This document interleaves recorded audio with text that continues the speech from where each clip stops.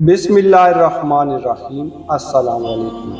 حضرت داؤد علیہ السلام کی قوم کے 70,000 آدمی عقبہ کے سمندر کے کنارے ایلا نامی گاؤں میں رہتے تھے، اور یہ لوگ بڑی فراری اور خوشحالی کی زندگی بسر کرتے تھے۔ اللہ تعالیٰ نے ان لوگوں کو اس طرح امتحان لیا کہ ہفتے کے دن مچھلی کا شکار ان لوگوں پر حرام فرما دیا اور ہفتے کے باقی دنوں میں شکار حلال فرما دیا۔ اس طرح ان لوگوں کی آزمائش میں مبتلا فرما دیا کہ ہفتے کے دن بے شمار مچھلیاں آتی تھیں اور دوسرے دنوں میں نہیں آتی تھیں، تو شیطان نے ان لوگوں کو یہ ہیلا بتا دیا کہ سمندر سے کچھ نالیاں نکال کر خشکی میں چند حوض بنا لو، اور جب ہفتے کے دن ان نالیوں کے ذریعے مچھلیاں حوض میں آ جائیں تو نالیوں کا منہ بند کر دو، اور اس دن شکار نہ کرو بلکہ دوسرے دن آسانی کے ساتھ اس مچھلیوں کو پکڑ لو۔ ان لوگوں کو یہ شیطانی ہیلا بازی پسند آ گئی، اور ان لوگوں نے یہ نہیں سوچا کہ جب مچھلیاں نالیوں اور حوضوں میں مقید ہوگی تو یہی ان کا شکار ہو گیا، تو ہفتے ہی کے دن شکار کرنا پایا گیا جو ان کے لیے حرام تھا۔ اس موقع پر ان یہودیوں کے 3 گروہ ہو گئے۔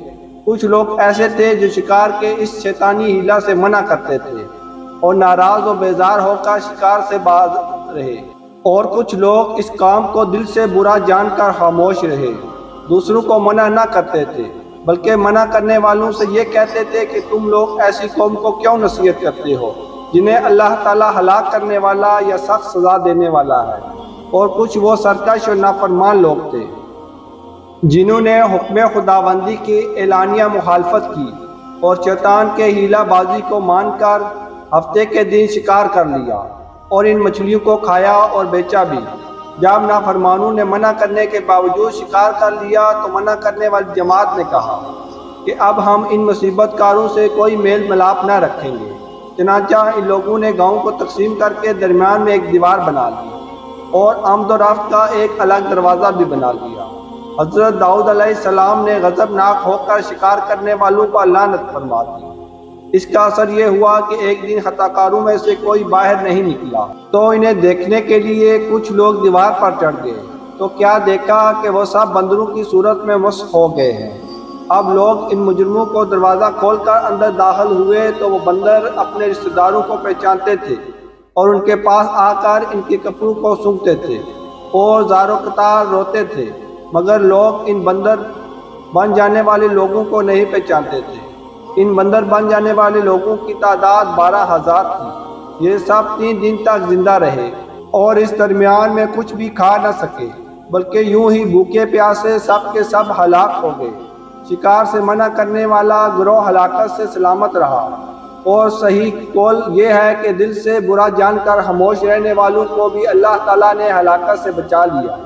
اس واقعے کا اجمالی بیان تو سورہ بقرہ کی صورت میں ہے، جس کا ترجمہ یہ ہے: اور بے شک ضرور تمہیں معلوم ہے کہ وہ جنہوں نے ہفتے میں سرکشی کی تو ہم نے ان سے فرمایا کہ ہو جاؤ، بندر دھتکارے ہوئے۔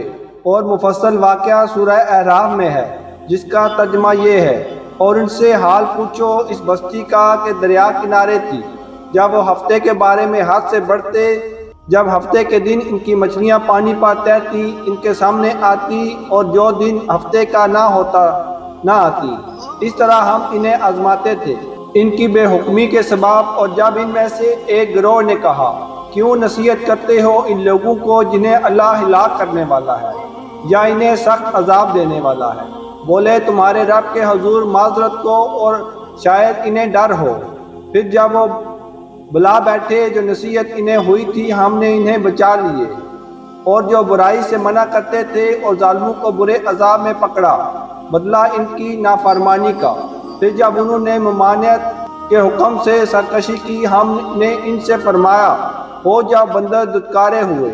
شیطانی ہیلا بازیوں میں پڑھ کر اللہ تعالیٰ کے حکم کی نافرمانیوں کا انجام کتنا برا اور کس قدر خطرناک ہوتا ہے، اور خدا کے نبی جن بد نصیبوں پر لعنت فرما دیں وہ کیسے ہولناک عذاب الہی میں گرفتار ہو کر دنیا سے نسبت و نابود ہو کر عذاب نار میں گرفتار ہو جاتے ہیں اور دونوں جہاں میں ذلیل و خوار ہو جاتے ہیں۔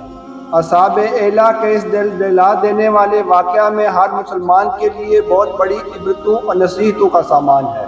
کاش اس واقعے سے مسلمانوں کے قلوب میں خوف خداوندی کی لہر پیدا ہو جائے اور وہ اللہ اور اس کے رسول کی نافرمانیوں کی پگڈنڈیوں سے بھٹکنے سے منہ موڑ کر صراط مستقیم کی شاہراہ پر چل پڑیں اور دونوں جہانوں کی سربلندیوں سے سرفراز ہو کر اعزاز و اکرام کی سلطنت کے تاجدار بن جائیں۔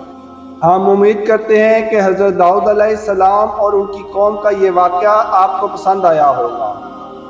اگر آپ کو ہماری ویڈیو اچھی لگی ہے تو ہمارے چینل کو سبسکرائب کر دیں، ویڈیو کو لائک کر دیں تاکہ ہماری بھی حوصلہ افزائی ہوتی رہے اور آپ کو اس طرح کے انبیاء اکرام کے واقعات دیکھنے سننے کو ملتے رہیں۔ اگلی ویڈیو تک کے لیے اجازت دیجیے۔ Thank you for watching. اللہ حافظ۔